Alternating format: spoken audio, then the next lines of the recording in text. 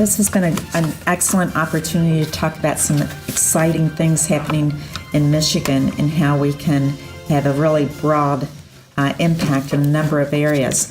We're talking a lot about exporting, I think, and I'm just going to start right in on the questions. This here, the first question is agribusiness culture in Michigan concerned about fracking and mineral rights in Michigan being bought up for as little as $10 an acre? With all the issues we're focused on, we haven't spent a lot of time on that one at this point. However, we are very concerned about water use and water access, as how that may impact fracking. We're extraordinarily concerned that agriculture continues to have adequate water available. This question is why are we not selling more beans to Africa and Asia? Dry beans or soybeans? There's enough food produced in the world to feed the world. Arguably, in terms of supply, there should never be any starvation anywhere.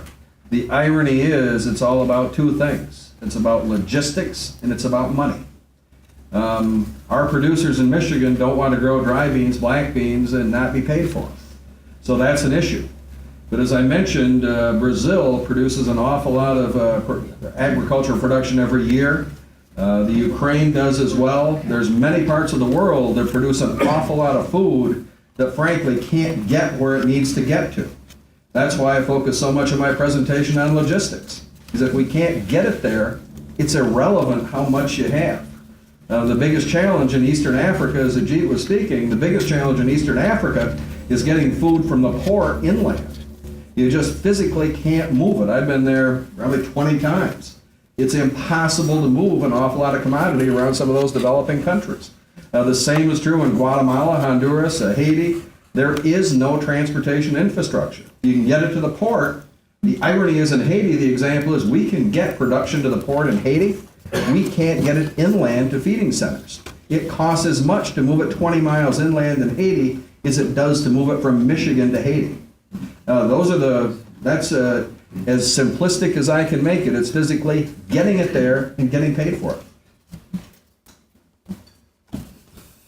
Another thing that I'm hearing a lot of conversation about is how to grow food better, food that is better for you. In other words, that a bowl of rice would be much, much higher in nutritional value than it might currently be seen as now. Is that something that is happening in Michigan, and is that something that the new initiative will be addressing? That's a very good question. I think as the affluence level goes up, the demand for high quality food goes up. And for example, what we know in Nigeria, for example, they are importing more processed foods and they're exporting more raw food, especially horticultural crops, because their income level has gone up, but in country there is no capacity or facilities to process food. So that's what Jim talked about, as people will consume more processed food as the affluence level goes up. So I think it's related to both production and ability to buy, because some of these high value or high nutritional value foods will cost you more. Mm-hmm. Okay. We've talked quite a bit about infrastructure deficiencies. What are the major infrastructure deficiencies in the state regarding agriculture and exporting? Roads, rail, and water. Just as I outlined, frankly, Anne-Marie, the biggest challenge is we move nothing outbound by water. Mm-hmm. It's the most efficient, least cost mechanism to move large bulk commodities. We don't use it. Rail infrastructure north of Flint, north of Grand Rapids, there's no Class 1 railroads left. We have to maintain shoreline railroads. If we don't have shoreline railroads, we have a problem. But on the countryside, I do another presentation where I talk about the difference in what we used to haul grain from a farm to an elevator. Used to haul it in a little gravity box wagon, those orange wagons. Some of you remember going up and down the road that haul maybe 150 bushels of corn at, 60 pounds a bushel. Now you're moving semis, doubles that are moving 140,000 pounds from a farm, from a field. The rural infrastructure, roads and bridges, is extraordinarily deficient to handle modern agriculture today. And even the equipment moving up and down the road. A 95 John Deere combine that we used to use back in the 60s, maybe weighed 12,000 pounds. Today, one of these big 670S super duper John Deeres weighs something like 5 times that. Mm-hmm. As far as getting product out of Michigan and helping Michigan farmers get engaged in exporting, would you, of course, we have the bridge that's hopefully coming together, but what would you see as the next step to infrastructure? Well, it's important to recognize that really farmers themselves don't export. It's a rare farmer that exports. It's the amalgamators or the grain elevators or the handlers or the processors that export. And the biggest challenges we have are physically creating the mechanism, the mode, if you will, to get the product moved. Containerization of specialty crops, as I mentioned, is critical. We have to haul empty containers out of Detroit, bring them out of Chicago, move them up by truck, then load them, then move them back by truck. There ought to be a more efficient way to do that, especially if you happen to be loading cherries in Traverse City. That's a long way to haul a container by truck empty. Those are big issues, but again, bulk commodities, we need to be moving by water. As I mentioned, it's ridiculous to be loading soybean export vessels in the Gulf with Michigan soybeans when we're surrounded by water. This is obviously a big part of the equation. Is transportation infrastructure part of what you'll be looking at in this project? It definitely will be a factor in our seeking solutions. And if there is we are not going to be building an infrastructure for that, but the existing infrastructure would be a factor in how we go about innovating solutions for global food system. Mm-hmm. One of the things we will be definitely looking at would be policy issues. And out of that, maybe recommendation will come up is to improve infrastructure, especially in our second megatrend that we talked about. We'll be talking about rapid urbanization. If you grow food in rural areas, and if you can get it to the population center, that's where 70% of the world population will be living. I think we have a problem. And the numbers we hear in developing countries, up to 60% of food that is produced is lost. And so you can, but we see a lot of emphasis on yield growth and such, but if we can't get it to the consumers, so we will be looking at ways, a lot of these countries don't have cold chains, so what are different ways of maybe low-cost ways to maybe cool the product before you transport so it can weather the harsh transportation conditions and such. Mm-hmm. Okay. Do we have questions in the audience?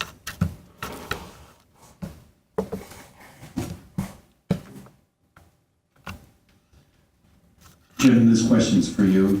When we talk about the water situation and the ballast, I read some time ago where they were talking about trying to mandate that the ballast be changed as they enter the St. Lawrence Seaway, and that was supposed to resolve this condition. Another alternative would be to find some way of purifying the water before it is dumped. I know that there were some organizations such as the Michigan Molecular Institute that have done some research in that area. Can you tell us the status of that, and would that change the dynamics of this at this point? Sure, deep sea flushing is what it's called. Empty the water twice out of the ballast tanks. Just change the water so that you're not bringing stuff in from wherever that vessel may have been prior, but maybe using water that's coming out of the seaway near term. That's a mechanism that's used and approved by many states or provinces in the Great Lakes Basin. Michigan's law does not allow that, doesn't approve that. In terms of treating the water, the challenge is most of those treatment processes that folks have talked about involve either something on vessel or something on land where they would pump the ballast water through that material or through that process, and then it would be purified or treated or whatever it may be. The problem is that we don't have a continual or regular source of those vessels. What I mean is a vessel may come in once and never come to the Great Lakes again. So to put something on board doesn't make sense. To put it on land, it's going to be an expensive process. And the other piece of that is, sorry to be as trite as I'm going to be, but if you can turn left and go to Detroit, and you have to go through a process and figure out how to treat ballast water, you can turn right coming upriver and go to Windsor and not have to do anything. It's a pretty simple decision. So that's unfortunately the reality. And last I checked, the reason the Ballast Water Initiative exists is to prohibit invasive species. The problem is, from my perspective, again, last I checked, those aquatic creatures swim. So if you unload them in Windsor, they're still going to swim across to Detroit. So I think we have a problem here. We just need to equalize and create a level playing field for all shippers. We don't have that in Michigan. We're at a competitive disadvantage. Well, I got the microphone, I guess I can talk. But just to follow up on that ballast question, how do other Great Lakes shippers handle it? I mean, we load ore in Marquette, they load limestone in Alpena. Don't those ships have to discharge ballast water, or they're just, they're not ocean-going ships? Well, those are actually interlake vessels. They don't have an issue. The challenge is international vessels that may come to the Great Lakes, and sorry I didn't clarify that. But there's a lot of ships that load and discharge intralake or interlake. That's the intralake, the vessels that would come in from abroad, which is where we want to ship stuff if we're going to export. I mean, we don't, we need to export to Africa and Europe and Asia. We export a lot to Canada, of course, but we need to look at some of the other opportunities out there. What will prompt Michigan to change the situation so that it will be favorable to what you're talking about? Well, the governor is what the co-chair, I believe, of the Great Lakes Coalition at this point, with governors and the provinces from Canada, and wants to be working to create the level playing field. We applaud him for doing that. We think that that's a major step forward. We wish him well in the endeavor. But unfortunately, some of the greatest supporters of Michigan's ballast water law tend to be the Port of Toledo, the Port of Michigan City, those folks that actually benefit because we have to ship out of Toledo and Michigan City rather than Michigan. So some of those other states may not be as amenable as we'd like to see. Bottom line, we wish the governor well. We'll do everything to support him in his initiative. However, at some point, date certain, we need a solution to this problem so I have access to those markets.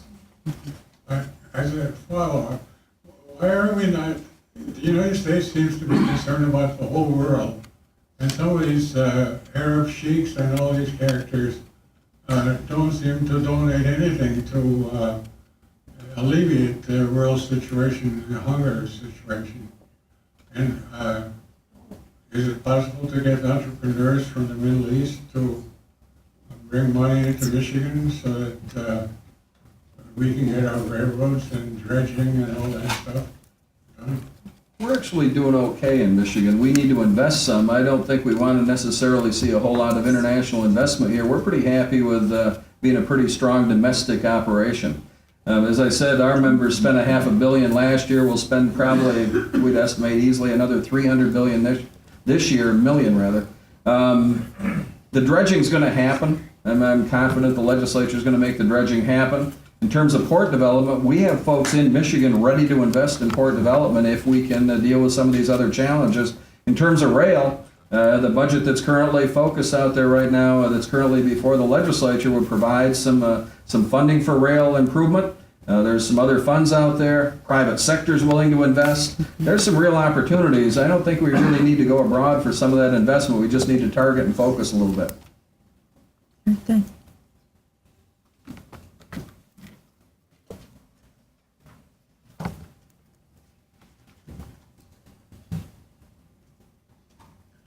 The water situation is truly going to be a challenge even for the any near-term shipping opportunities. One of the, we keep hearing about the dredging, but dredging doesn't solve the problem if we don't find a way of reducing the exit of the water. As one of the points I make, and I'd just like an answer on that, but follow on to that is, it appears to me as I talk to a lot of folks in the ag community, as though in many cases we find the ag community members to have blinders on, not necessarily look at how synergistic relationships with similar folks in their same lot in life out there could gain more by working together than they do on an individual basis.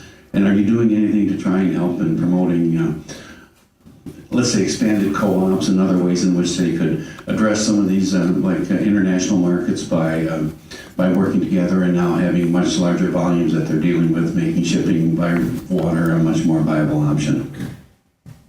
In terms of international market development, we have I've personally done more than I probably should have. I think I'm at 57 countries at this point. But Michigan, lots of folks like to talk about, gee, we need more processing in Michigan, for example. I like to talk about the processing we already have. A lot of folks like to talk about international markets, and there's development opportunities and export development opportunities around the world. We tend to work with an awful lot of organizations to expand exports. We're engaged with many, many different organizations. You know, the irony is, I'd suggest that even within agriculture, there's probably not as much cooperation as there should be in some of those markets. The irony is, one of my best friends happened to be a major buyer for a major canner in the United Kingdom.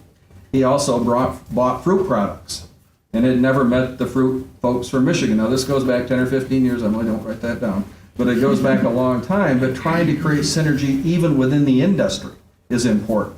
Now, in terms of other opportunities, if we created the ability to ship by water, we're probably not going to load every vessel with an agricultural commodity. There's opportunities to load vessels out of the port of Detroit with steel, manufactured goods, agricultural goods, all sorts of things. And again, market opportunities are determined by logistics and access. And if we can figure out how to do that, that helps everybody. So that kind of synergy we'd love to see. In terms of rail transportation, virtually everything we move, however, is by unit train, so that's all pretty much contained.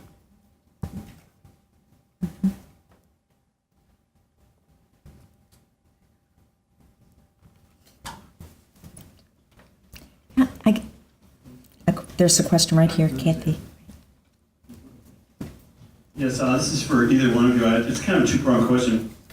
The first one is about workforce development. We know that the average age of the farmers is around the mid-50s, and one of my concerns is, are we making more efforts on the national level to recruit veterans or other people and create some opportunities to provide new occupational talents for the agricultural field?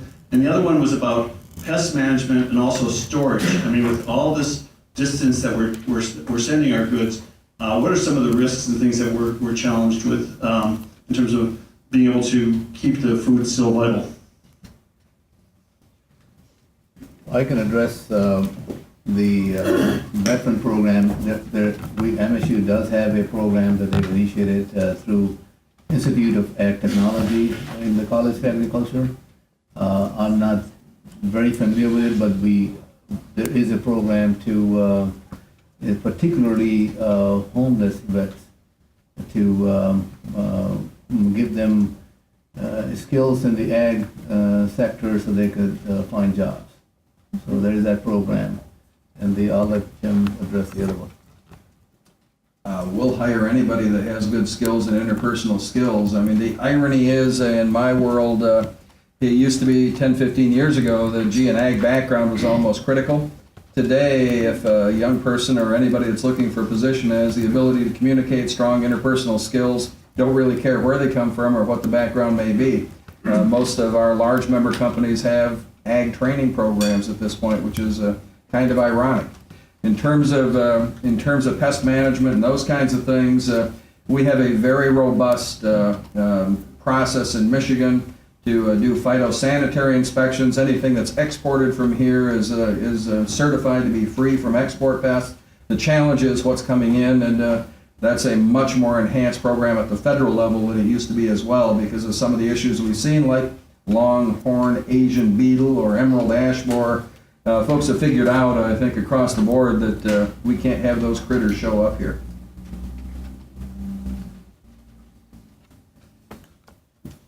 What kind of collaboration is happening between the logistics industry and the agricultural industry? Let's see, we have Pete here with Norfolk Southern. In the back of the room is Bob Chaprinka with the Michigan Railroad Association. They just want to make sure I don't say anything bad about railroads, but we have a very, very strong relationship, especially on the railroad side, working together, making sure that we integrate the short lines and the class ones, making sure that we all are speaking the same language. Yes. We all are interconnected. I mean, our folks love to say that we ship on a monopoly, which is the railroad, and the railroads, of course, love to say we got to have your business. So we work very, very, very closely together. Lana Chapman and Sarah Moore are over here from the Department of Transportation as well, and there are probably a few more of you who have that kind of identity. So good to have you. Yes, Kathy.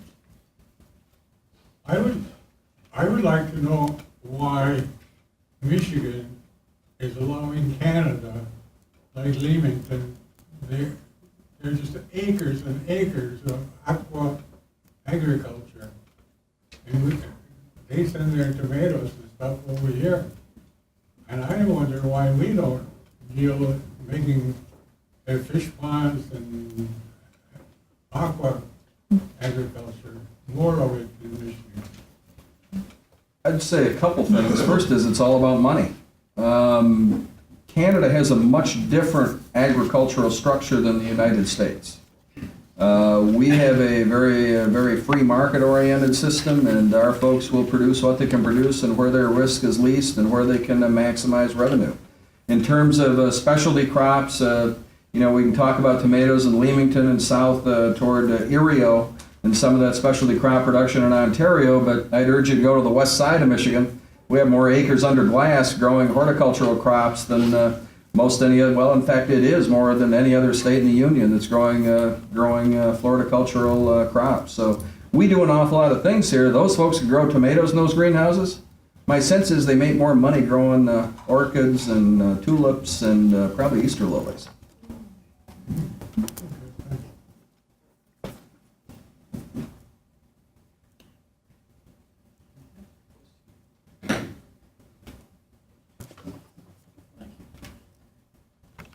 My question is to the professor. And you mentioned about the future countries. There's 19 of them on the list. What is being done in the short term to alleviate the problem, and in the long term to make them sustainable, self-standing by themselves? If you go to the USAID website, there are just pages after pages of programs that are targeted towards Feed the Future countries right now. I mean, I can give you one example, actually two examples. We have a grant funded by AID to Professor Jim Kelly at MSU, the Crop and Soil Science Department, to develop dry bean or bean variety, coffee varieties that are drought resistant in Malawi. Also, Dr. Sega Snap has got a grant funded, and she's developing, again, drought resistant varieties and particularly focusing on what are the cultural practices. We take a look at agriculture as an ecosystem. How do you manage that ecosystem so it conserves moisture and doesn't waste it? So I mean, those are just two examples, just within our college. But likewise, these type of grants are all over the world, not just the U.S. So they are addressing these issues right now. But it's also important to note that while the university is a major piece of research, the private sector research component as part of agricultural development is pretty substantial as well. For example, last year's drought in Iowa, Illinois, the Midwest, the irony is many of us believe that those crops had a reasonable level of drought tolerance already instilled in those crops, or they wouldn't have produced as well as they did. So we're seeing a lot of investment from the private sector, companies like Monsanto, DuPont, Syngenta, Bayer, BASF, and many of those companies are far along on introducing some of those technologies like drought tolerance and other genetic improvements in some of those crops. And that's part of what this project is all about, bringing all of that intelligence into one pool and have some sort of exchange that can help us resolve these problems and move forward. There's a question. What, Jim, are the major issues then in the integration between the short lines and the class ones? There's 2 or 3 issues. One is equipment, second's labor, and third, I think, is scheduling, working more closely to make sure that there's an interconnect. I think Pete would agree that that happens more efficiently is important. Second, being able to move continuously without changing power is going to be a critical issue. I think the CSX arrangement is pretty innovative. I am confident we'll see more of those happen. And that's not unique, I should mention. That's been happening on coal trains for a long time. Doing it with grain trains is different because our industry, my folks have spent a ton of money making sure that they have unit train loaders that can load those unit trains. Those are what they are, is they're 90 rail cars, all hooked together, all one commodity, all destined the same place. Making sure that those unit loaders are in place, that'll help a whole lot with power. Then third, there's some labor issues back and forth between the class ones and the short lines, and I think those are being negotiated and worked out as well.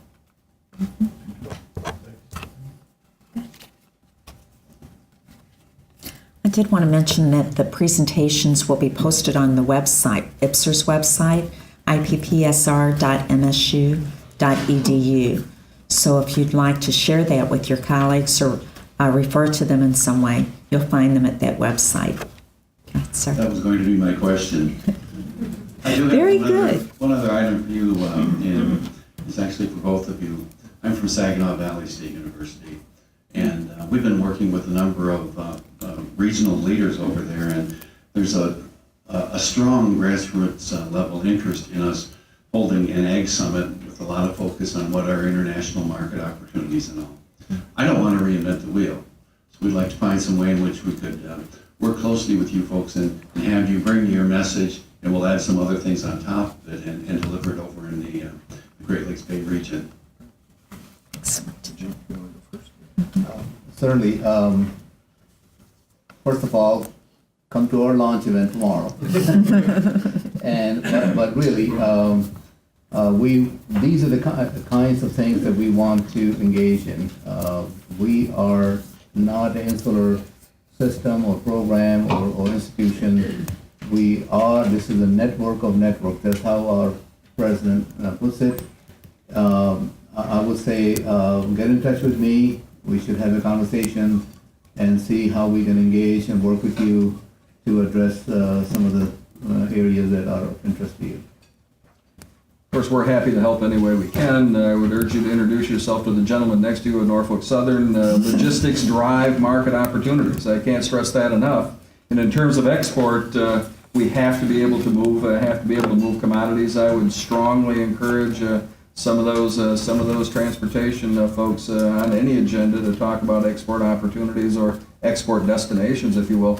But we're happy to engage, do frequently. And the water is really an important one from our aspects of it too. We're right there. Well, and the Saginaw River has a special place in my heart because we've spent a ton of time getting the river dredged, and if we don't get the river dredged, we can't do hardly anything on the Saginaw River. And that's such a natural destination for inbound and natural origin for outbound. I expect this year we'll probably see freighters backing down to the river again as we did a few years ago. I mean, it's a tragedy when you see this because you know how inefficient it is. And for those of you that don't know that story, I mean, the Grand River is the same thing. A vessel will come in, will unload, and then have to back out the river because there's no way to turn those large vessels around. That's some of the least favorite jobs I can imagine. How'd you like to be the captain of one of those things and have to back that thing out 5 miles? Or in the case of the Saginaw River, have to back it out, what, 20? Well, To get all the way out the channel? It'd be 12 to 20, yes. Yeah.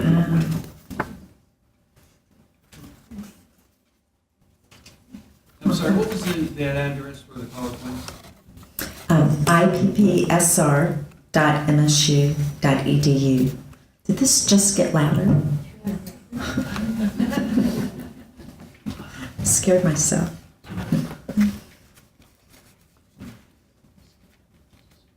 Actually, the contact information for both of the speakers is there too, so that'll be helpful. More questions? Well, I think we've had just an outstanding discussion. I think we've been talking about really what Michigan is all about. It's very character. And I like what Ajit said earlier. He said, we've got to get this right. And I hear you saying that same thing, Jim. This is so complex. All of us have a little piece of it. And if we can bring that together, I think that we're really painting the future for the state of Michigan, but really the region. When you talk about the Saginaw River and having to back out 20 miles, you envision that. That's I'm a pretty good driver, but that would be tough. But to envision the other way, that if we had a way to make it easy, efficient, and I've heard this quite a bit, we've got to get better, faster, more timely, and more efficient. If you can envision that happening, all things are possible. And I think that makes for a pretty promising future. And that's really why we wanted to bring this to you today. We wanted to talk about something exciting. We want more and more people to know that there's a place for them in this big picture, and to really recognize and own agriculture as an asset for the state of Michigan, and to see how connected it is with just about everything: employment, natural resources. It goes on and on. You've heard it all here. So our next forum is going to be a little bit different, a little different take on one of our natural resources here in Michigan: emerging issues regarding the Great Lakes. So we've touched upon a few of them today. We'll be delving into that a little bit more on April the 17th. Same place, same time. So I'd love to see you at the next forum. We have an evaluation in your packet. It's blue, looks like this.